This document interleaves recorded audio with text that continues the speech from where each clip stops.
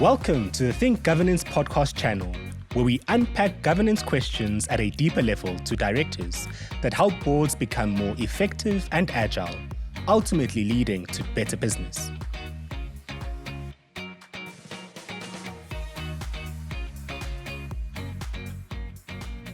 So it's my honor to have Mervyn King in the room with me today, and I'm sure his reputation speaks for itself. So it's difficult for me to do justice to your bio, Mervyn, but I'm going to highlight a few things. Mervyn is a life member of the Institute of Directors in South Africa. He holds the Chartered SA designation. He's the first vice president of the IoDSA. He's the founding chair of the King Committee in South Africa, quite a significant accomplishment, on which he now serves as chair emeritus. And he also chairs the Integrated Reporting Committee of South Africa and is chair emeritus of the International Integrated Reporting Council. So, senior counsel and former judge of the Supreme Court of South Africa, is professor extraordinaire at the University of South Africa, honorary professor at the Universities of Pretoria, Cape Town, and a visiting professor at Rhodes. Mervyn, welcome. Always good to have you here and look forward to learning from your wisdom and experience over the years. So to start off, I think you've had a long and illustrious career. What are some of the things that you are most proud of? Well, Parmi, I've had three careers in my life. I've had a legal career, a business career, and a governance career. And I think what I'm most proud of in my life is that I was part of the charge that had to change the way boards operated. Right through the 20th century, boards operated on the basis of the primacy of the shareholder. And it was a belief that started from wealthy families subscribing for shares at an IPO and then appointing members of that family as directors. And it was almost a natural consequence that employees, for example, saw them as the owners of the company. And shareholders, in fact, do not own a company. And but that was the perception. And the consequence was that directors started steering the company in order to make sure that the company continued to make profit, increase profit, for the benefit of the shareholders. In other words, that the price of shares increased, the dividend increased, and the profit, the bottom line of the company increased. Those were the three criteria for success. Never mind how the company made that money. But it soon became apparent by the 1980s that planet Earth had become degraded. And society was also being impacted upon because there were, unfortunately, humanitarian breaches such as the employment of child labour in order to reduce expenditure. So all these things were happening, which led to the finding of a commission started by the United Nations in 1987, the Brundtland Commission. And that commission found that in order for development to be sustainable on planet Earth going forward, that decisions had to be made taking account of the three critical dimensions to make that development sustainable, and that was the economy, society, and the environment. So we saw this dramatic change in thinking. And by the end of the 20th century, going into the 21st century, research was also conducted on the makeup of the market capitalization of companies. And especially the S&P 500 in America, which is the stock exchange on which iconic companies are listed. And that was showing by the turn into the 20th century that only about 20% of the makeup of the market cap of companies, that's the number of shares in issue times the market price, was reflected as additives in a balance sheet according to financial reporting standards. So what was this other value that investors saw in a company? And it was, in fact, how the company was dealing with the ESG factors, the environmental, social, and governance factors. And these non-financial aspects were called intangible assets. And a group of people, including a senator from the United States, again into the 21st century, started an initiative called the Global Reporting Initiative, of which I became the chair, where we looked at how did the company actually make its money? How did it produce its product? And in doing so, what was the impact on these three critical dimensions for sustainable development long term, economy, society, and the environment? And then there was the oil from food scandal at the United Nations. And Kofi Annan, who was then the Secretary General, decided to appoint a committee, which he called a body of eminent persons. I happen to be one of them. And then the committee met and asked me to chair that committee. And it was to review the governance and oversight of all the agencies in the United Nations, including the United Nations Community on Trade and Development. And that's where I really got a deep understanding of sustainability issues and everything. And the first King report had already been issued, but in 2002 I came back and said we've got to focus on sustainability reporting. And King too recommended sustainability reporting, which became a listing requirement as well. And then at the United Nations, I met with leaders of IFAC, the International Federation of Accountants, and we came to three conclusions after much discussion and debate. And these were that financial reporting was critical, but clearly no longer sufficient to discharge the duty of accountability. Secondly, it was important to report on what was making up this 80% of the market cap, the so-called non-financial aspects. But if you just reported on that and didn't do the financial report, clearly not sufficient in discharging a duty of accountability to the company. And the third conclusion was to have these two in two separate silos was divorced from reality, because operationally these things are integrated on a daily basis.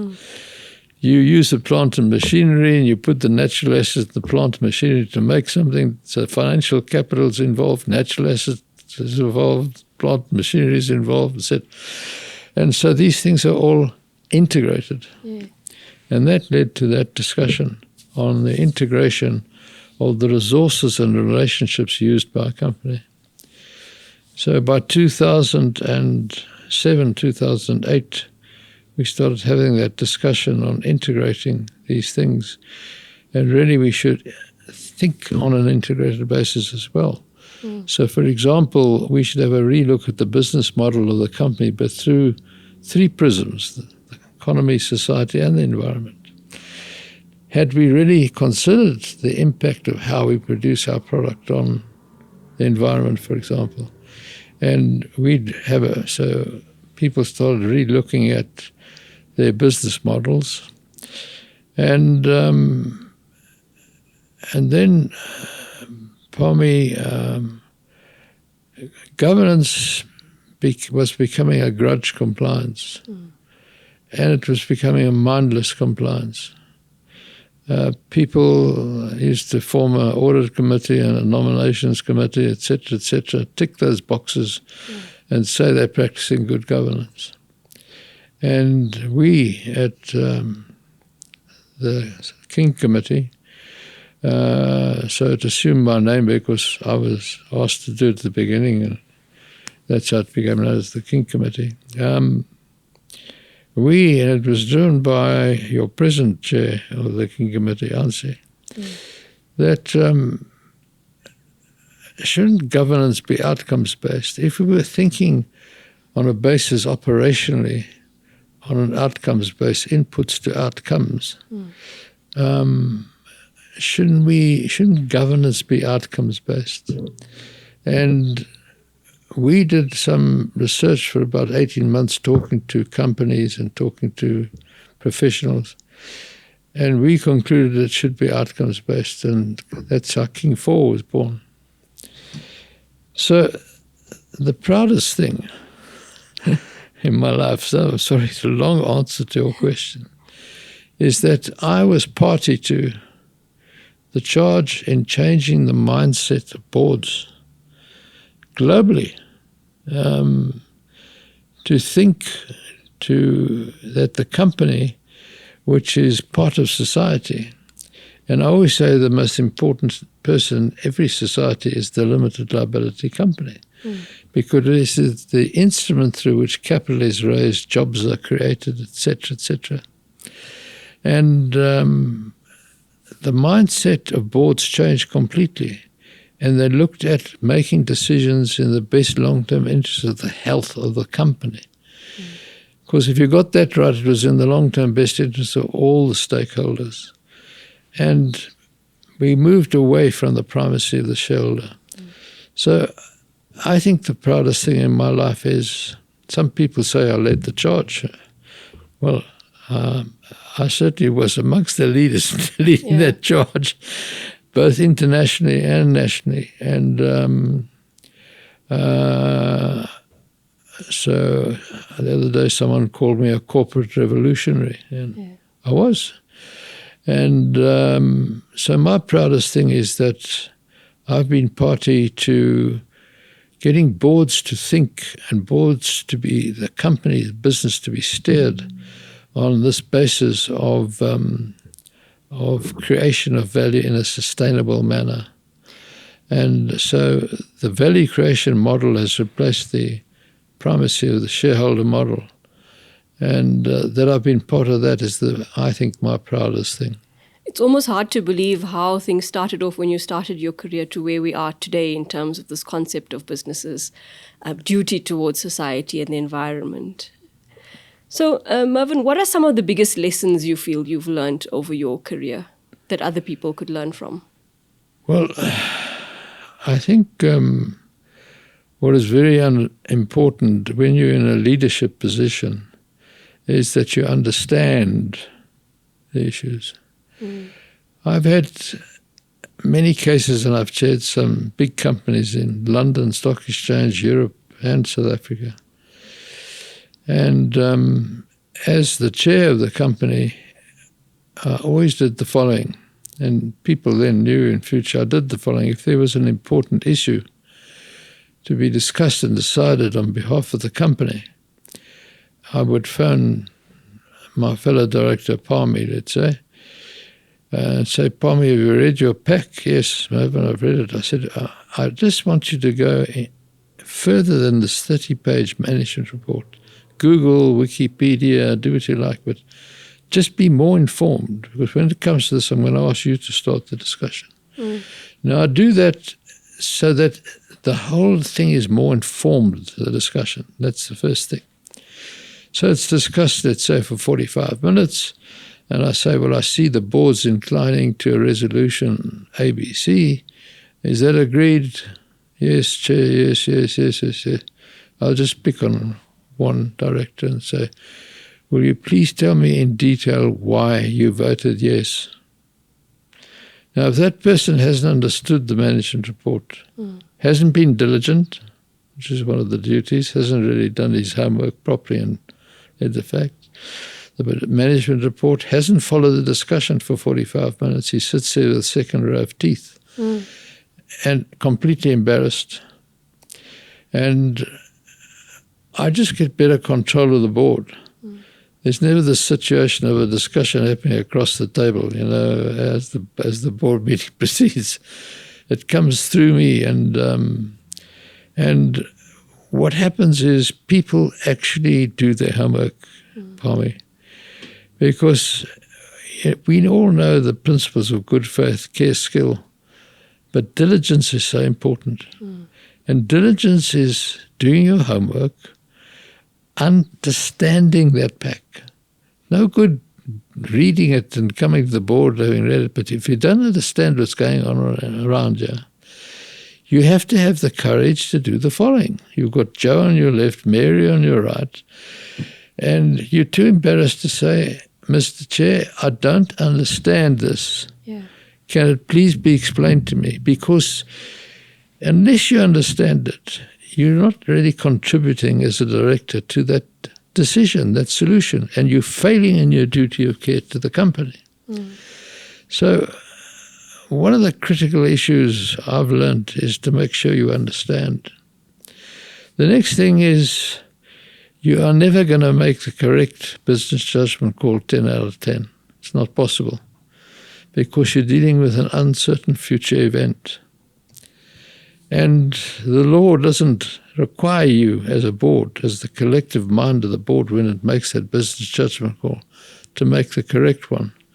But it does require you to make the rational business decision at that time in those circumstances based on that you had all the facts, objectively speaking, that you could have had at the time, and that you had no financial interest in the matter. So I go further and say, you should ask yourself the question, one should ask oneself the question, do I have any conflict in this matter? You know, it's wider than just the financial. Do I, objectively speaking, have all the facts? And now today, we've got to also look at AI because in 4 years' time, when something goes wrong because of the decision you and I make today, AI will be even more advanced. And they'll say, well, Parmi and Mervyn, did you chat GPT and ask them the question? And then what information did you get? So you need to really, objectively speaking, have all the facts, including, I'm saying, digital information. And then it's got to be, when you're with the wisdom of hindsight looking backwards, it's got to be a rational business decision at that time in those circumstances. And that's become known as the business judgment rule, which developed some 50 years ago on the basis of equity, that a person would build up a reputation as a business person or a professional, come on the board as a non-executive director, and you honestly make a business judgment call which turns out to be harmful to the company, you're liable in damages to the company. And that was just inequitable. So I've always said if I took my jacket and shirt off now, you'd be astonished.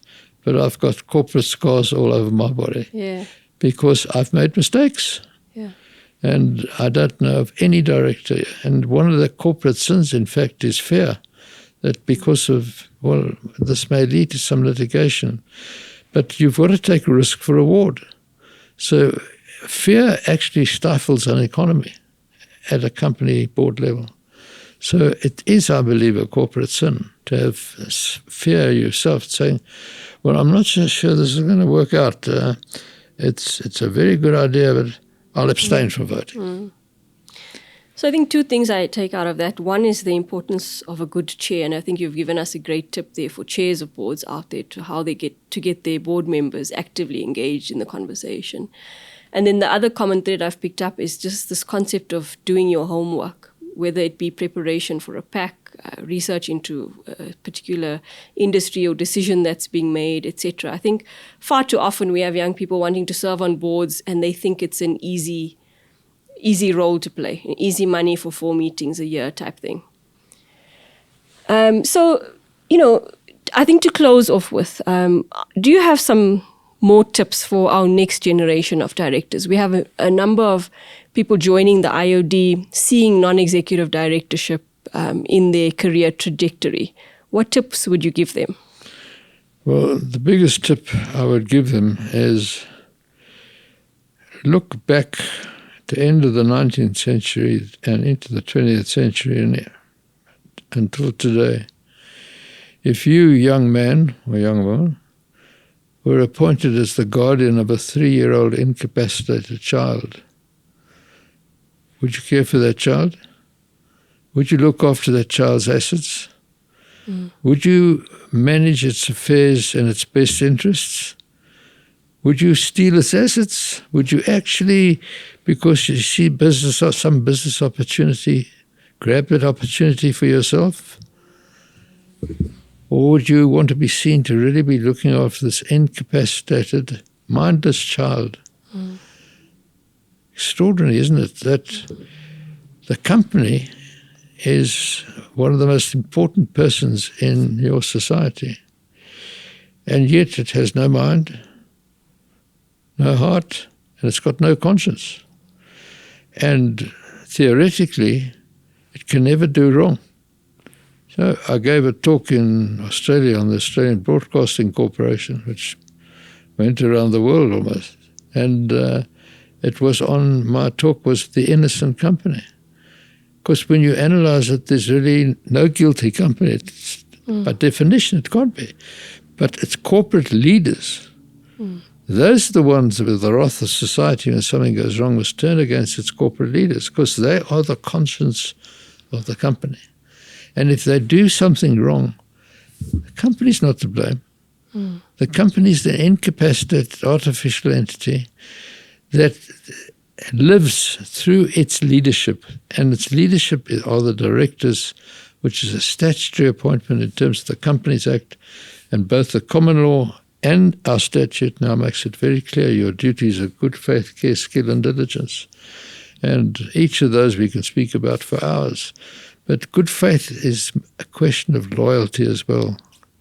It's very interesting. I was consulted recently by one of our big companies. It's got many subsidiaries.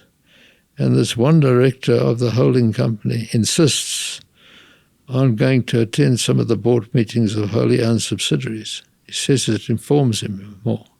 And they asked me what I think about this. And I said, well, I don't think he should be going there because, A, he's seen as a shareholder, a shareholder coming to a board meeting.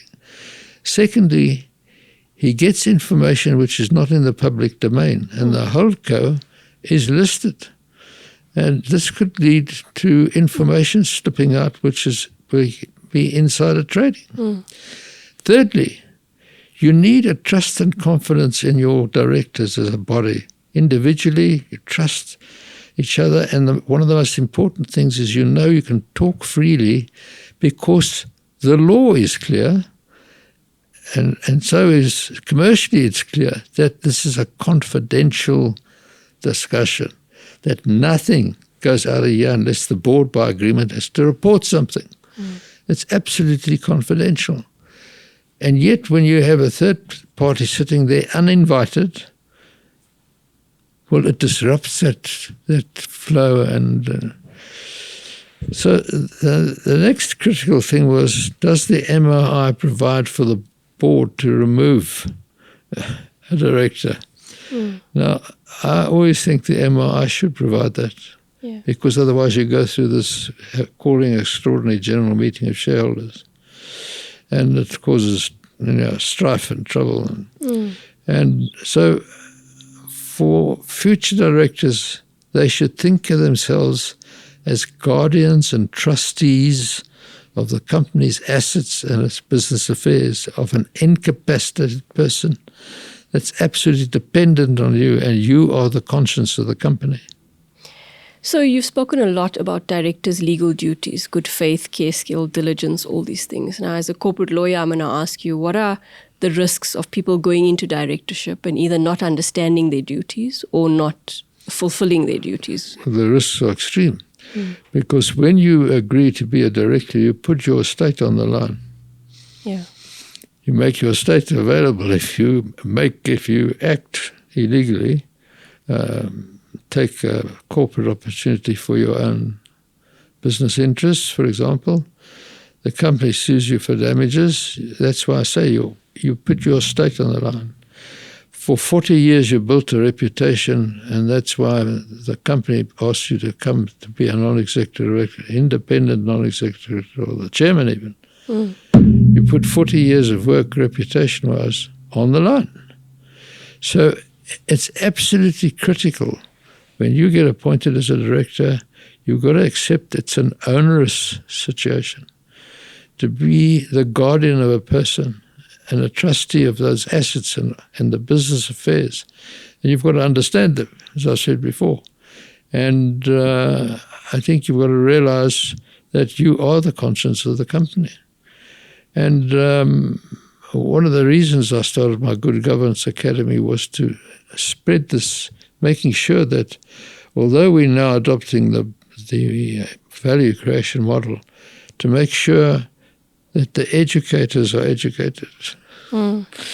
Because, Parmi, you will know, you and I were not taught like that. And we need to do that. And now I've got 181 support members around the world, business schools, universities, societies of accountants, etc. And the last colloquium we had, it went to 4.5 million directors, accountants, and other professionals in 137 countries. And that's through my 181 support members like Cambridge, ICAEW, American Institute of Certified Public Accountants, SICA, all these. So in light of the risks that you've outlined to becoming a director or serving as a non-executive director, why do you think it's important that we professionalize directorship, that people come, do the training, get the designations, sign a code of conduct, do CPD? I think it's very important.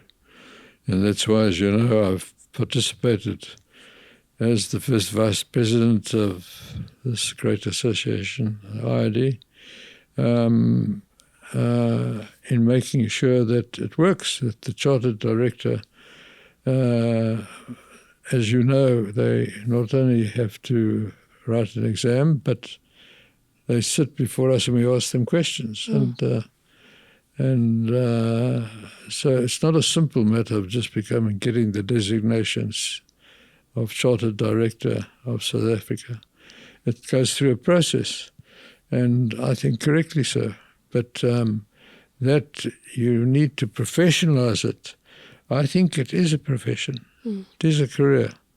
And people can actually, I think, you should actually start maybe at university. Certainly at WITS, my alma mater, we have started a postgraduate higher diploma in value creation and integrated thinking.